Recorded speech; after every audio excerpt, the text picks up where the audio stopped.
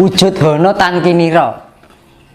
Implikasi ilmu manusia terbatas, tapi implikasinya bisa tanpa batas. Itu arti wujud hono tan kinira seperti itu. Ilmu manusia terbatas, tapi implikasinya bisa tanpa batas. Itu yang namanya indera ketujuh sudah tidak terikat jarak, ruang, dan waktu. Jadi so meneng tok ini so tekan crot. Pernah saya berkomunikasi dengan alien. Saya itu duduk ngopi duduk malam lampu tak mateni kabeh. Aku kan senengane kan karo nyawang lukisannya Eyang. Lukisan yang tak buat ini kan. Aku kadang nyawang karo lukisannya Eyang gitu. Karo rokok gitu. Kadang ya dolanan HP. Itu terkontak dengan sendirinya tuh telepati ya, kontak ya. Kan nek wis mencapai tingkat itu kan peka. Enek sing ngontak tek ngono. Waktu itu saya ketemu, jadi wujud alien loh. Jadi wujudnya kayak ngerti kayak apa jenenge? Baja hitam ya. Wis kayak ngono cuman rada pendek terus dagune rada anu. Lah aku ketemu, kamu di tempat gelap kan. Loh. Kamu siapa? Kalau di itu kan dikontak terus saya datang kan. Kamu siapa? Dia cuma diam. Apa kamu yang sering disebut orang alien itu ya? Iya, kan bahasanya untuk bahasa rasa mas. Bahasa rasa itu bahasa telepati. Bahasa rasa itu aku merasakan apa yang kau rasakan, kau merasakan apa yang aku rasakan, itu bahasa rasa. Itu bahasa malaikat lah bahasanya. Nah makanya kan pengen ngerti bahasa anu ya kudu ngolah spiritual lagi mau. Dan jadi komunikasi loh. Kamu apa alien yang sering disebut orang itu kan? Ya. Terus tujuan kamu kenapa kan? Dia memberi informasi. Dia duduk rokok gitu. Jadi kalau sudah anu tuh nggak usah perlu meditasi mas. Ngerokok itu bisa komunikasi.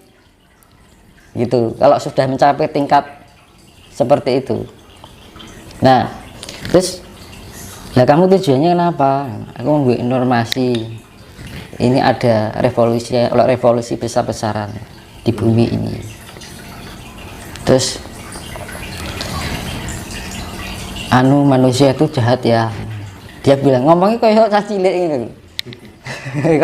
karena kasih ya, dia mengandalkan kasih, jadi bahasanya bahasa kasih. Loh, manusia itu jahat. Loh, lah sedangkan aku juga manusia. Kenapa kamu bisa mau menemui aku? Aku juga manusia. Tapi bilangnya kamu nggak seperti mereka. Aku nggak ngapain aku dulu. Aku ngomong apa enak gitu. Ngomong apa yang dia bilang. Kamu nggak seperti mereka. Oh gitu. Terus cuman ngasih informasi itu aja. Oh hanya itu aja. Terus ya udah ya, aku mau pergi. Yes, aku nyebutnya ya saudaraku. Hati-hati, aku kan hilang seleng gitu. Jadi kasih mereka. Kunci utama adalah kasih. Semua alien sendiri itu makhluk apa itu? Itu makhluk yang di dimensi sana lain ya. Jadi mereka itu bisa bertransformasi di dimensi lain. Manusia mungkin nggak bisa, IQ itu bisa lebih berapa kali lipat dari IQ manusia. Makanya tingkat IQ itu bisa meningkatkan kecerdasan. Makanya spiritualitas itu juga bisa meningkatkan IQ. IQ itu apa? IQ itu suatu kecerdasan untuk memahami sesuatu akan menjadi sebuah penalaran ilmu logis. Oh, nah gitu tujuannya. Makanya aku di sini tuh mengenalkan hakikat spiritual ya, kayak gini mas. Jadi orang terus dikaitkan dengan hantu, terus dikaitkan dengan gaib. Ya pasti nanti akan berkaitan dengan itu. Tapi tujuan utama seperti itu untuk membangunkan potensi yang ada di dalam kita biar kita menemukan jati diri atau identitas diri. Nah, wis nemokke identitas diri, kita menemukan sejati ning jagat. Kan gitu. Kacik mas. Ya. Jadi saya kembalikan itulah spiritual. Jadi jangan disangkut mesti selalu berkaitan dengan gaib, enggak. Jadi spiritual itu membangun diri, potensi diri jiwa kita terbangun, meningkatkan tingkat kesadaran kita, memahami segala sesuatu secara logis, yang gitu. Iya, berarti intinya Nah, kalau sudah itu kita mengenali jati diri. Kalau kita sudah mengenal jati diri, kita tidak gagal paham dalam mengenal kesejatian sang semesta. Itu artinya seperti itu, Mas. oke. Lah sing dadi utama itu adalah bagaimana manusia kembali pada Tuhannya, kan gitu kan. Berangkat dari sumber kembali ke sumber. Saya ceritakan tadi, berangkat dari rumah ke pasar, akhirnya nggak lama-lama ke pasar ya bali ning omah, kan gitu. Yaitu yang namanya ilmu sangkan paraning dumadi. Itu tadi ya, sangkan saka awal asal usul ning paran dumadi baling ning sing gawe panguripan. Begun tuh. Kan gitu.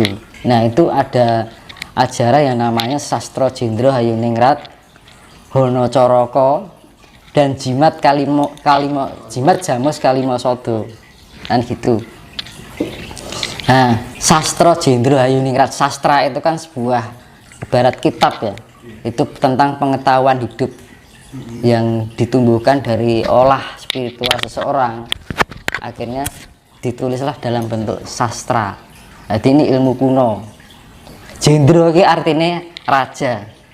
Raja iki yang diarani pangeran, sang maha pencipta. Kan gitu. Hayuning rat, Sastra Jendra Hayuning rat itu artinya Hamemayu Hayuning Bawono. Lah yang saya jelaskan tadi dengan Hamemayu Hayuning Bawono, kita menemukan kedamaian. Diarani kita di saat itulah kita akan menemukan jati diri dan akhirnya menemukan atau manunggal dengan Gusti sing diarani ilmu manunggaling kawula lan Gusti.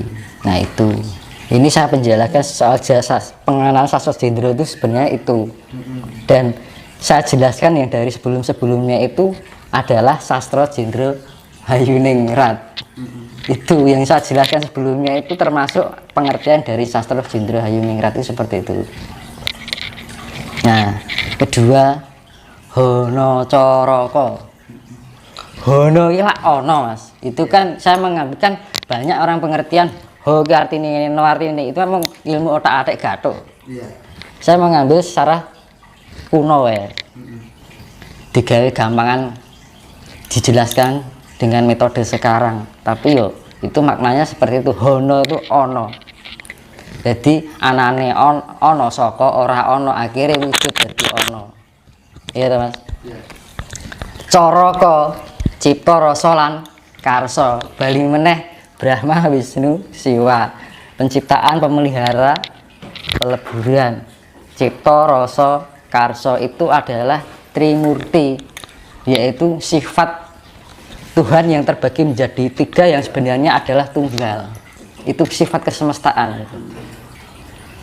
Nah, makanya Trimurti ini dimanifestasi dalam wujud bentuk dewa adalah Brahma, Wisnu, Siwa. Itu sifat-sifatnya. Jadi ngomong gue iki Brambang, iki Lombok, iki Uyah, iki Moto, sego tak dadekke dadi sego goreng, ibaratnya kan ngono. Nah, jadi kaya racikan sudah menjadi sifat dari kesemestaan itu tiga tadi, terjadinya kehidupan. Nah, Hono ada Coroko Ciptoran Karso. Nah, Doto ki artinya ini bahasa Sanskerta iki menyala, urip. Dengan adanya ono terus terjadi sifat Trimurti itu tadi, Cipta Rasa lan Karsa, terbentuklah urip pitah menungso. Diarani Adam lan Hawa iki mau. Nah, terus Sawala itu artinya apa? Melanggar. Iya toh, ono titah melanggar. Adam Hawa kan akhirnya melanggar. Akhirnya menjadi suatu penderitaan. Iya kan? Benar. Nah, penderitaan itu harus menuju sampai kesempurnaannya apa? Yaitu tadi harus memahami tentang ilmu Sastra Jendra Hayuning rat. Iya. Itu. Nah, untuk mudah kalau sudah memahami ilmu sastra Jendro Hayuningrat, akhirnya podo joyonya, podo ki adil, semua pada, nggak ada yang membeda-bedakan, nggak ada perselisihan, nggak ada yang rumangsa pinter, rumangsa bener, rumangsa suci, orang rumangsa semuci suci, semua adil, nggak ada pandang derajat kaya miskin, semua adil. Itu yang namanya podo. Adil itu seperti itu, Mas. Yo adil ning marang sasama, adil ning jagat alit, yo adil ning jagat gede.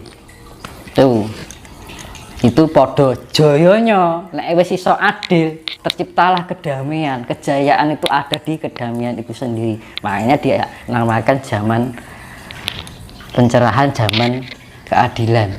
Ya, zaman penuh dengan kedamaian yang diarani zaman asmara tara. Asmara kan kasih. Toro kan sifatnya yang wilayah yang sangat luas, global ya, universal. Makanya Nuswantara itu lah meluas juga sifatnya. Jadi orang mengguri di Indonesia atau dunia, Mas. Semesta ya. Diarani makanya diarani mercusuar dunia. Tuh. Kan padha jayanya wis to, adil karo kejayaan. Moga botongo, mau karo go, sukma karo raga. Mau ya sukma iki kan sukma langgeng nyawi. Nek ning Inggris di sukma jati. Nah, ketemu karo raga. Nek iso hamemayu-hayu ning bawana kuwi mau. Yen iso nyawiji. Itu mlebune kamuksan, Mas. Kasampurnan. Bali meneh sangkan paraning dumadi. Mula diarani puncak terakhir itu adalah hasil terakhir ada Siwa. Siwa ki Bathara Guru ki dewa sing iso ngunggahke titah ning alam kasuwargan, alam kasampurnan, alam langgeng. Kan ngono. Botongo iya sifate dadi batang nen iki ora iso dadi sawiji. Ragane mung trima dadi batang. Sukma tetep balik. Ning ragane dadi batang. Di awal pembicaraan yang tidak bisa moksa tadi ya. Ning nek iso nyawiji iki moksa. Itu ngilmu sastra Jendro Hayuningrat atau ngilmu sangkan paraning dumadi di situ. Berangkat dari sumber kembali ke sumbernya. Jadi sing balik ora menggur sukmane tok. Sak jiwa lan ragane. Berarti di sini sangat jelas sekali bahwa Hono Coroko sampai selesai itu memang itu step-step kehidupan yang ada di dunia ini ya. Jadi ya ilmu sangkan paraning dumadi itu ya sastra Jendro Hayuningrat. Pengertiannya yang saya jelaskan sebelum-sebelumnya tadi itu kan masuk sastra Jendro Hayuningrat asini. Terus Hono Coroko itu ya padha wae ilmu sangkan paraning dumadi. Gitu. Yang terakhir Jamus Kalima Sada. Jamus Kalima Sada. Apa itu, Mas? Itu ya bahasa saya Sanskerta, Mas. Ning banyakan orang mengartikan apa kalimat syahadat kan ngono. Bukan. Mungkin otak-atik gathuk. Iya. Emang kata kalimat dahulu ada. Kata kalimat itu dulu kosa kata kalimat dulu ada nggak? Nggak ada. Kan berarti kan otak-atik gathuk. Iya. Iya kan? Itulah susahnya kalau orang hanya memahami irasional, tidak memahami secara rasional. Itulah fungsinya spiritual sampai mencapai tingkatan yang indera ketujuh. Jadi jimat itu kan suatu pusaka yang utama ya, yang diutamakan. Jamus itu artinya manfaat. Itu bahasa Sanskerta. Jamus itu artinya manfaat. Dari bahasa Sanskerta. Iya, kalima itu kan 5. Saya gambarkan. Nah, sedulur papat kalima pancer. Sedulur papat kalima pancer. Itu makanya kan dipegang karo Pandhawa. Pancere sapa Puntadewa, getih putih.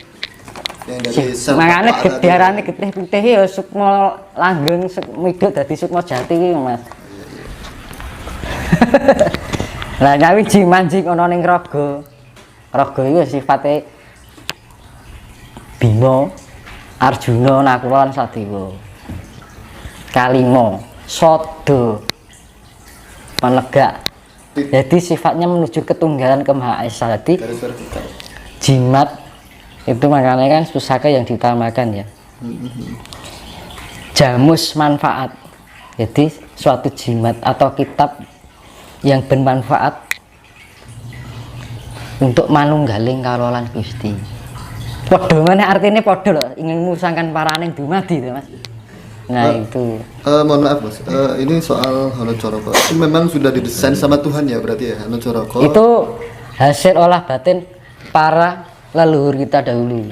Bukan dari Tuhan, tapi dari para leluhur. Kan Tuhan itu kan gini, kita mengolah batin tadi yang melakukan olah batin. Nah, akhirnya kita menemukan suatu kayak aku ngomong ini kan hasil semua dari Tuhan. Dan kita bagaimana kita menyerapkan kan lain-lain. Mungkin leluhur dulu cara menyampaikan dengan membuat jimat kalimat sodo apa Hanacaraka kayak gitu. Akhirnya terciptalah sebuah sastra. Gitu loh.